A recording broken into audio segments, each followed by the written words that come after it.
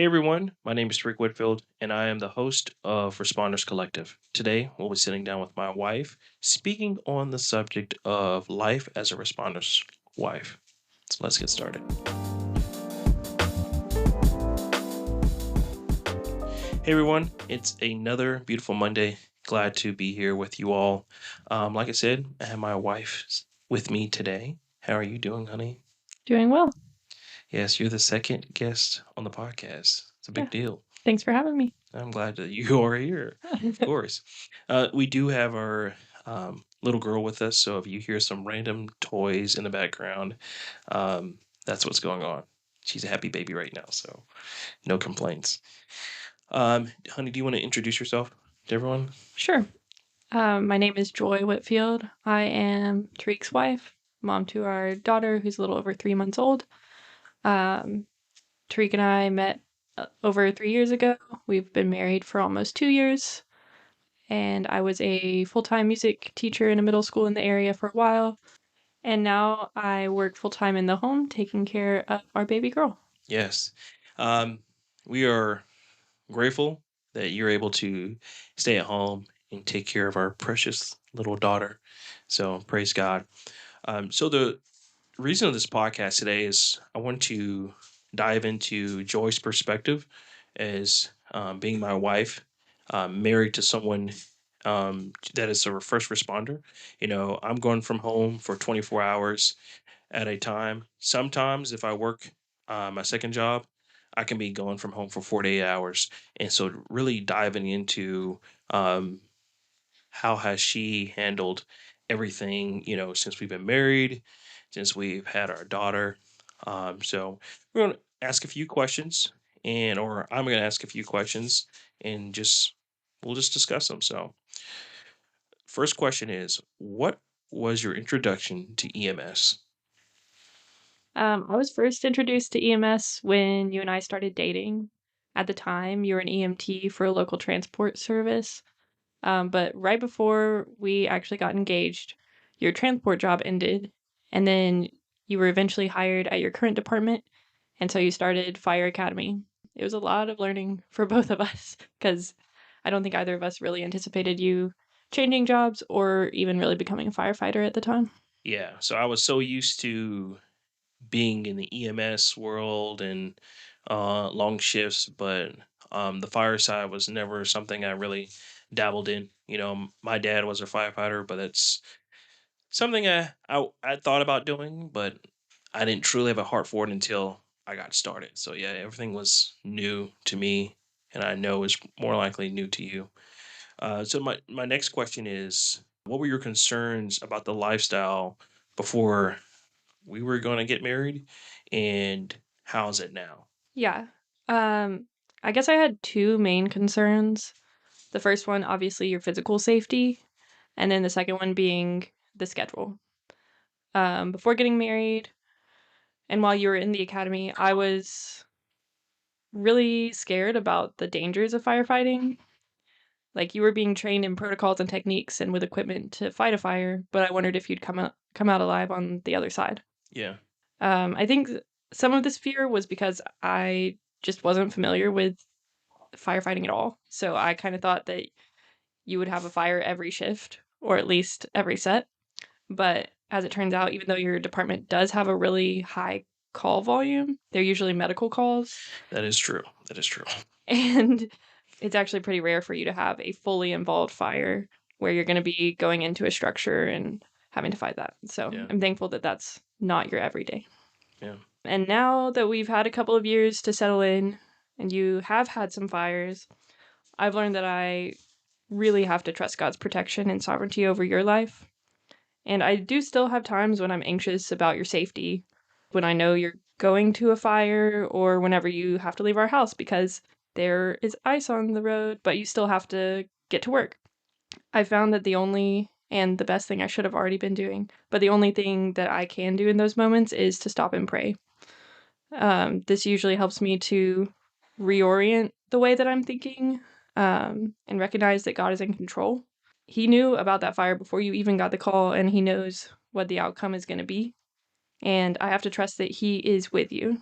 yeah. Something I didn't expect was learning to pray for the people that you're working with. So I've seen how important it is. Well, I guess I've really just heard, but like I've heard how important it is to have a great lieutenant. So I've learned to pray that um, that lieutenant will lead well and make safe calls. And I've learned to pray for everyone else to have clear minds and physical strength as you are literally fighting fires together. And the second thing I was nervous about was the shift schedule. Before getting married, I wondered how we'd be able to spend quality time together because I was working full time as well. And we didn't have many days off together. We quickly had to learn that we had to use our time That is together true. super well. Yeah. Otherwise, it would just be wasted time, not quality time. I would say the most challenging schedule was when you were in paramedic school. Yes. That was pretty brutal. It was challenging for me too. Yeah. And anytime you were off, you were exhausted. And then um, I ended up being pregnant for the last 5 months of that. So then I was also exhausted. So it was just a challenging time. I'm very thankful to be on the other side of it. But even with that, there are a lot of times where I have to do things alone. I've kind of gotten used to it as far as like going to the church, going to the store, that kind of thing. But just like I have to trust that God is with you, I have to trust that He is with me as well. And He is our comforter, He is our peace. And that's really, if I didn't have those things, really don't know how I would be able to get through Yeah. So, just as you were talking, I was thinking about it. How do you feel it. when I come home and I want to tell you about my day or tell you about the crazy things I've seen? How's it hearing that? And do you feel like I put you in a corner when I tell you these things and they may be a little graphic, even though my intention is to take out that graphic part? What's your perspective on everything? Well, I do not do well with blood. The thought of it, even like getting my blood drawn or getting a shot, I really don't handle it well. So, whenever you are able to leave out the graphic parts, I feel like I'm able to listen to your stories pretty well. Honestly, a lot of the things that you see and that you experience, they break my heart. Like, our city is so broken and is so lost and is so dark. And you see people at their worst, which I know can be really discouraging for you. So, I know, I've typically just been at home caring for our daughter, or at least recently have been, and I've definitely been in a bubble.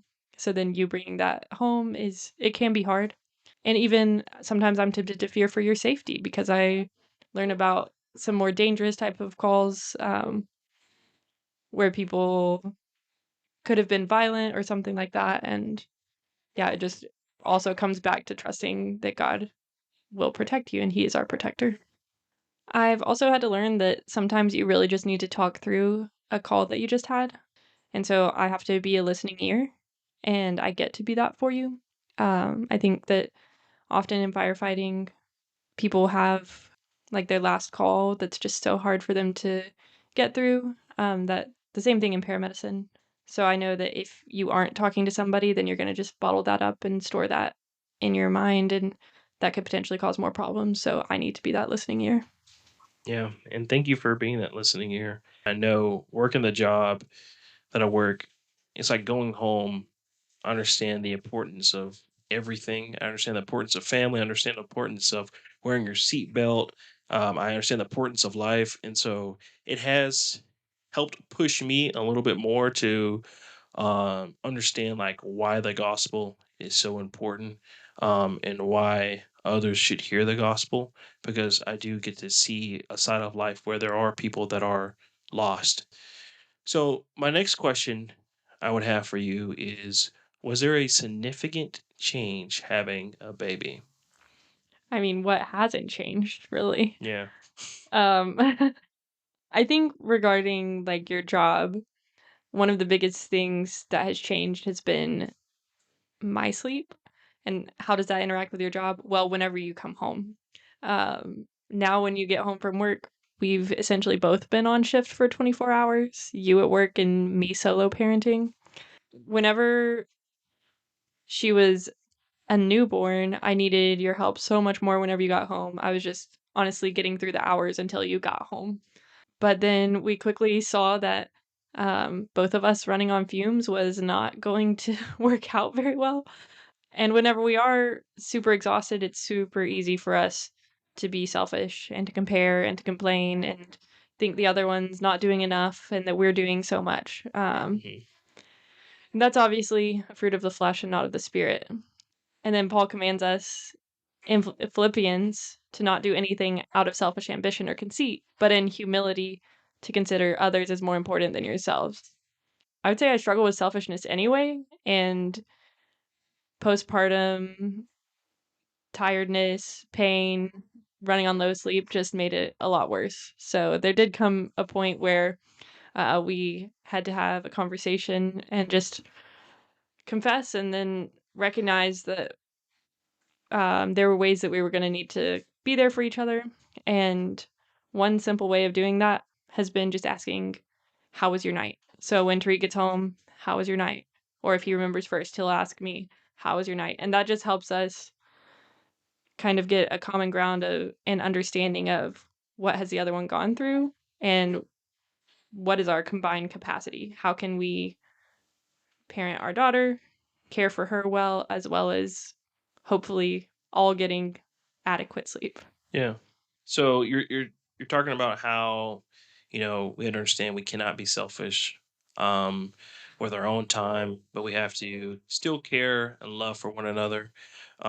Speaking on that subject, your perspective, how do we find time for family worship, devotion, and, etc.? Etc. Yes, I would say everything, like you just asked, everything has changed since having a baby. But I would say that now we're finally able to find some rhythms, if not routines. So I'll start with family worship. When we first got married, you were given a book about family worship and the importance of incorporating that into our lives. So we had the habit of meeting weekly to sing hymns, pray, read the upcoming sermon text. That has definitely shifted just because of our baby's needs in the evening. Um, Now we do still try to read the sermon text at some point during the week, and then we prioritize praying together before bed. But honestly, that's all that we can really manage in consistency right now. Um, at least like the both of us, both being awake and able to engage. For devotions, I'm assuming you're meaning our personal time in the Word. Yeah. Okay.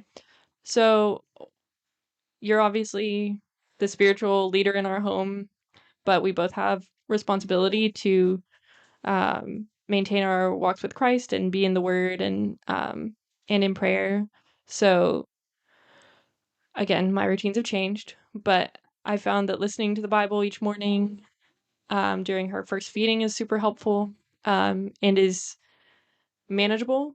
And then whenever I do have the capacity, I like to go more in depth and study things for my discipleship group and stuff like that. But that's really for devotions what what I can manage. You may be hearing her scream in the background right now. And then for prayer, I already mentioned that we do pray together before going to bed or putting her down. So that rhythm has been consistent, but I think that we've both realized, and you can speak to this, but we've both realized just the practical need of prayer. Like when she was first born, there was so much just asking God to get us through the next moment, the next hour, for her to sleep, for her to poop, for her to eat well, and for my body to heal. So that was just extremely practical in the moment. Yeah, I would have to agree with you. Our prayer life has significantly changed. I mean, in a good way.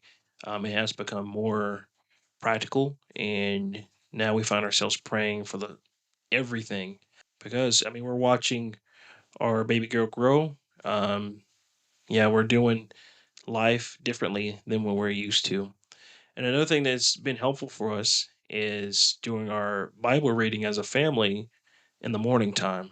once we've had a sit down and kind of realized, you know, it's kind of hard to do it in the evening or at the end of the day because we're just like beat. Like most days we're in the bed by 7:30. So just sitting down in the morning time after we eat breakfast and reading that Psalms or whatever we may do has been really helpful for us. So the last question I have for you is what would be your encouragement to wives experiencing life with their husbands working a job where they're gone for 12 to 24 hours a day?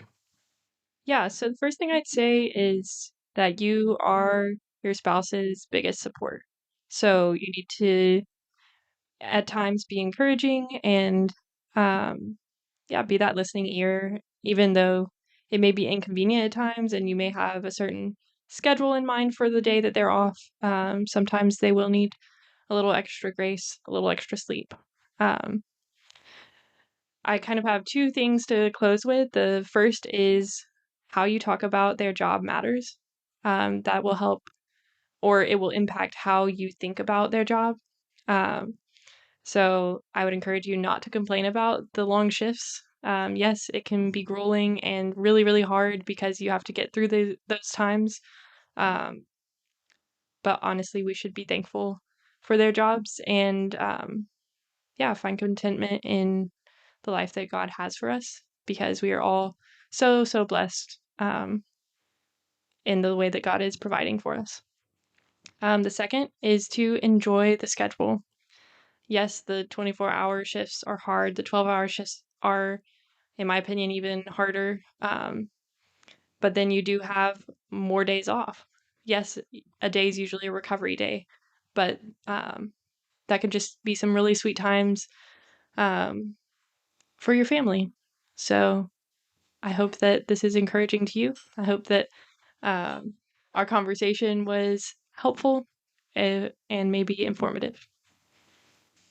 Yeah, it was encouraging, and I'm glad that you were able to get on the podcast today.